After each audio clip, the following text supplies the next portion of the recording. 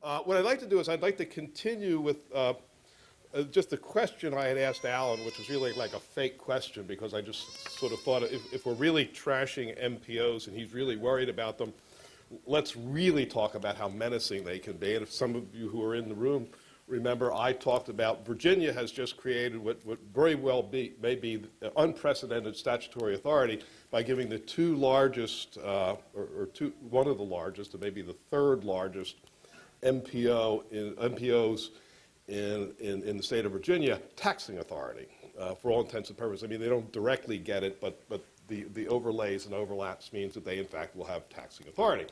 What I withheld was, I figured that was as much as a group like this could deal with. So what I withheld was the really bad news, and it's also part of the statutory authority, that however much money the Northern Virginia MPO raises in taxes, the first, Chris, brace yourself, the first $50 million must go to the Metropolitan Washington Transit Authority. And the next $20 million must go to the Virginia Railway Express Commuter Railroad. So that the first $70 million raised each year by this taxing authority must go to transit, regardless of what the objectives are of even the MPO. So essentially, the legislation overrides the MPO, which would naturally go in this direction anyway. But would they really go this aggressively? Nonetheless, they don't have any choice because the statutory requirement says that if you raise the taxes, this is how you have to spend them. And it's important to note that this was done under the sort of the auspices of sort of like a moderate Democrat governor and a Virginia Senate and House of Representatives, or House of Delegates as we call it, that were under the control of the Republican Party. And so this is what we get. It was so controversial that the parties have changed hands. They've kicked the Republicans out of one house in hopes that they get something more sensible from the Democrats, and that waits to be seen. Anyway, what I want to do is sort of pick up on the issue of infrastructure, which we're talking about, and talk about it a little bit more from a political perspective, because being in Washington and watching how your money gets allocated and spent, you can see that when you start expressing the transportation needs in terms of infrastructure, which is really a tool, not a goal, really the goal is mobility, then you really start talking about this in the way elected officials like you to talk about, and that is spending money, which really excites them. And just to give you sort of a sense of what may be in store for the next transportation bill, Congress just recently enacted what's called the Water Resources Development Act, which is the periodic reauthorization of what is essentially the Army Corps of Engineers, which is the ultimate pork barrel infrastructure project. And it was a unique compromise that only the U.S. Congress could come up with, and that is that the House version for the reauthorization bill was $11 billion, and the Senate version was $12 billion. Now, when they compromised the two, you figure a fair compromise would be they would come out at $11.5 billion. But now the compromise is they added them all together, I'm serious, and it's a $23 billion bill. Now,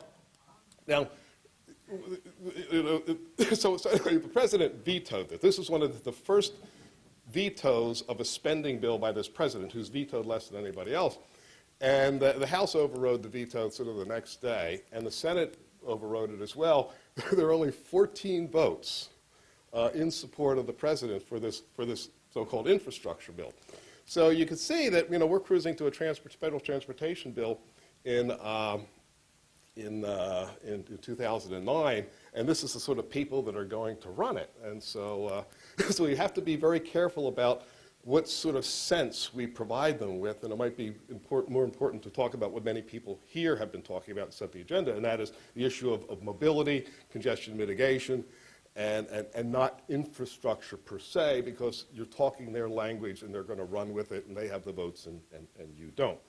Well, let me begin and talk about sort of what some of us might be able to do about it, at least at the state level, and to sort of pick up with Alan's presentation of this morning. I mean, the second presentation was much more uplifting than this morning's was. I looked at that, and he was just going on and on about planners and things I didn't even know about.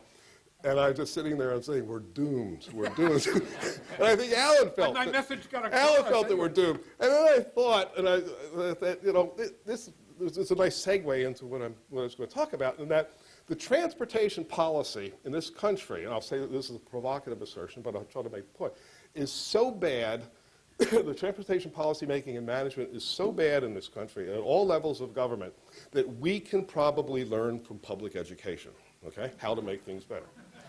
Now, I'm serious. Let's go, in the mid-1990s, George Allen, who was once upon a time a governor, once upon a time a senator, and once upon a time a conservative, when he was both a conservative and a governor in the mid-1990s of Virginia, imposed on the state, got the legislature to do it, with the public education system, something called the Standards of Learning. And there are several parts to it. Essentially, a standardized test is provided, suitable for every grade level. And a student can't be promoted unless it demonstrates, he or she demonstrates a certain proficiency in that grade level. So there's no more of these courtesy promotions anymore. If you can't demonstrate the proficiency associated with this test, then you stay in the grade. Now, collectively, on like the 4th grade and the 8th grade, another level, even though they're tested every year, scores for the 4th grade, 8th grade, and maybe one of the senior grades then are used to rate the school. And so if a certain percentage of your students falls below that level, your school is put on a watch list, and certain things begin to happen to you.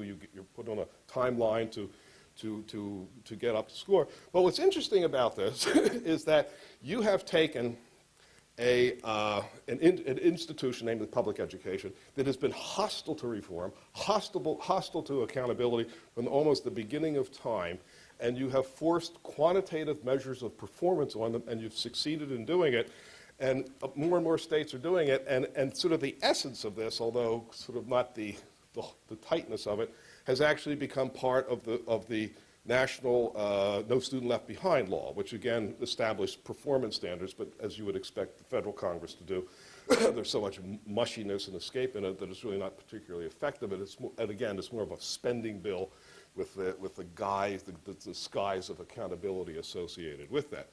But nonetheless, what you're seeing now is many state transportation departments are being pushed either by governors or the business community toward adopting quantitatively based performance standards on how they operate their transportation system, how they spend their money. And I think Alan and Wendell were involved in probably the first significant, probably the simplest and most effective one. That was in Texas a couple years ago. And Alan briefly talked about it, where within 25 years, the state DOT is tasked with cutting congestion by 50% over the next 25 years. So it gives you a very clear quantitative goal with very little wiggle room and a mandate to get there, which then helps you guide your expenditures. And you're seeing more and more states, I think Georgia did something similar that you and Alan were involved in, but you're seeing more and more states are picking this up. They're not so much adopting anything that's that strict, but they're exploring it, and most of them are exploring it in ways that are both attractive, which we'd like to see, because mobility is usually at the top of the list, or congestion mitigation is at the top of the list.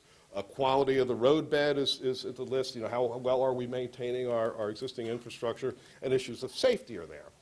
But you're also seeing so many other things hurled into this that it runs the risk of becoming increasingly mushy. So as they're beginning to engage in performance standards in your states, you need to watch very closely at the sorts of things that they're putting in there to make sure that it really is, in fact, a pro-mobility exercise and not an elaborate scheme to sort of use mobility to essentially kind of continue to go on and do what they've always been doing, which they're going to be tempted to do, because nobody wants to be held accountable, least of all state transportation bureaucrats.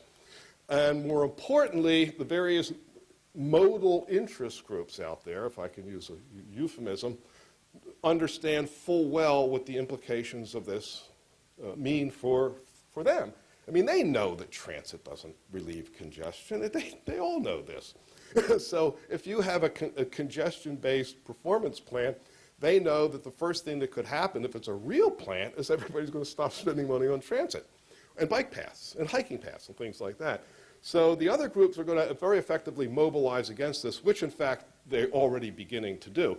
But at least we're talking quantitative, and in many of these cases we're actually providing the public with information on how we're doing, even if we're not so much held to the same standards like the schools are held to quantitative standards in Virginia. At least you're beginning to talk about this. The information is being available to the public, and where this happens, you can then begin to use it to measure the performance or lack thereof of your own state transportation department, because they're now measuring their own performance. Not by saying, well, there seem to be a lot of potholes this year or something like that, but just saying how bad has congestion gotten, and why haven't you done anything about it? I mean, after all, we gave you $3 billion. What did you do with $3 billion last year? But what you're seeing, and this is, I think, the consequence of a very effective transit industry, is that you're putting in goals in which, let's say, the chief overriding goal is often, and they're often using the Texas transportation industry's measures of congestion as the goal. So even the quantitative goals are independently determined, but what they're also doing is sort of adding other goals, which are in many cases, from our perspective certainly, contradictory. Maryland has probably one of the best and most fully developed performance measurement systems, but unfortunately, and they set their own goals, but nothing happens to anybody if the goals aren't met. And in fact, the state DOT, publicly gets to slap its hand if it hasn't done it. But it's a marvelous amount of information that you can work. And again, they use the TTI, various measures of congestion and diminished mobility as their measures and their goals. But they also include things like number of bicycle racks on buses, okay? Saying that, well, we also have this goal, part of our transportation accountability performance program, is to somehow get more people to ride buses and to actually combine buses with bicycles. I mean, what could be better than that? and so this is a goal. So the more buses we have with bicycle racks on it, we also meet one of our performance measures. Virginia is just flirting with this. Virginia, which has been highly advanced in a lot of performance measures historically, and most of the public-private partnership legislation actually stems from legislation that was developed in Virginia to do this, is now very much behind the curve, but the governor has set up a commission, and the commission came with 3 overriding goals. One was actually using the first one was using the TTI numbers to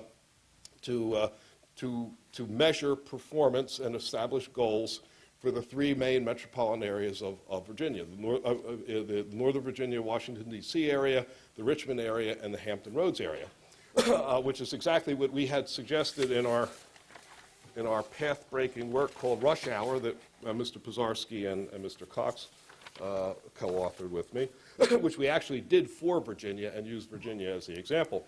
And while the Republicans that we presented it to largely ignored it, in part because I don't think they ever really understood it, the Democratic governor has actually picked it up, as has his commission, and we're seeing that work into a proposal.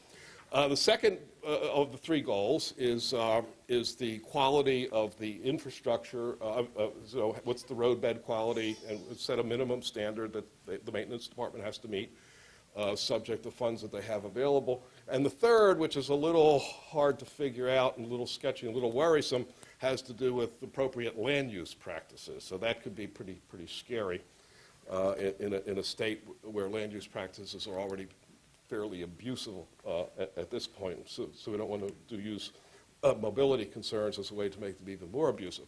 So this is all very interesting. It's a good start, but then you actually get into sort of the sub-perform, these are the overarching goals, and then you sort of get into the sub-goals, and they came out with their, having a hard time keeping things on that Apple computer, but they came out with performance, the whole rash of performance measures, about 3 pages like this, and in terms of the mobility, accessibility, and connectivity goal, transit ridership will be one of the performance measures. Transit vehicle miles. So even if nobody rides, the transit. At least if you have a lot of buses going there around empty, then you've achieved the transportation goal.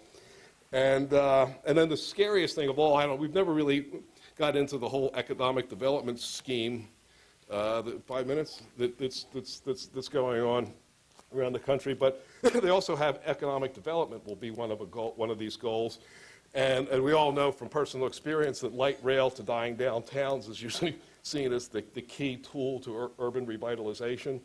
And so again, Virginia was starting out on the path that looked promising to begin with, but runs all sorts of risks of becoming so mushy that there will be no accountability, and there'll be a whole host of things that they can hide behind. So as the states begin to look into this, I think we have to sort of encourage them to do so, but encourage them to do the right thing and to watch them very closely and look at what they're doing. So I think there are sort of three things that I suggest that we pay attention to as we move in this direction, is that, first of all, you really do need to have some kind of, going back to the Virginia standard of learning, school promoted, is you really need to have some kind of quasi-penalties that are associated with this program. And then the question is, well, what do you do? Do you jail DOT people or fire the commissioner or what? I think one of these ways is to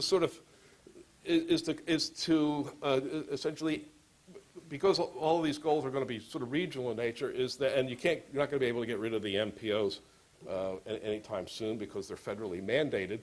But you can hold the MPO accountable for meeting the transportation goals, and failure to meet the goal, let's say in 2 consecutive years, requires a new MPO board. And in fact, the money that might be otherwise spent in that area no longer goes through the MPO. It goes through another organization, goes to the communities, or the state DOT takes it over until you get back up. So there are ways to make the MPOs accountable in ways that they don't want to be. But if you can do this to teachers, you can certainly do it to planners, and think about how much fun it would be to make them nervous like this. You also need to do this in conjunction with how much it costs to do everything. There is no sense, there's no information provided, in fact it's often suppressed, on the difference in public costs or subsidy costs between the different modes. The Federal Highway Program, and we don't know, we have no information on the state level, but the Federal Highway Program actually makes a profit for the federal government because the motorist gets back only about 60% of what they pay in. The rest goes to wonderful things in my community, like the replica slave ship that will be built in a museum that doesn't yet exist, but this is what our MPO decided to do with the money, and this is happening all over the country. So the highway program makes a profit. Aviation federal subsidy is about $6 per 1,000 passenger miles, and you compare that to the federal subsidy for transit, which is, the last time they looked, were allowed to look, they're forbidden by Congress to report on this, it was about $167 per passenger mile, making it wildly expensive compared to anything else. The only thing that's even worse is Amtrak. And so by forcing and publicizing the cost differential and what it costs, you have a better sense of how more effectively to utilize the money that you have to meet the goals that you're required to meet, rather than sort of throw it up as happenstance.